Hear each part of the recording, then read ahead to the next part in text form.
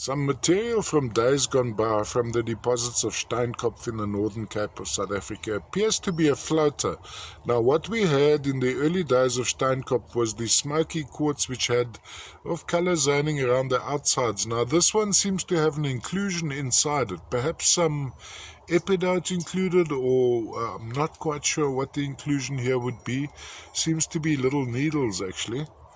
And going around, crystallization, very interesting, almost moving on to a celestial formation, multiple generational growth of the quartz. So this would have been the older generation of quartz and the new one forming across it. Now we've looked at the one angle, a little bit of contact on that edge. Let's see if we can look into that face. Of course, quite a dark specimen, so with good backlighting, you'd actually be able to see inside it and see sections like that. A lot of inclusions there. Then when we turn it over, we've got another view, and as I said, a floater, doubly terminated crystal terminated all the way around. So it must have formed as is in this clay bed, perhaps.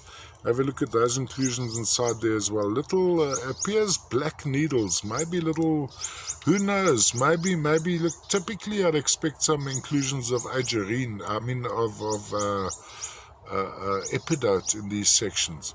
All the way from the deposits of Steinkopf in the Northern Cape of South Africa, an abstract from days gone by. There was very similar material, maybe in the early 2000s, early this century.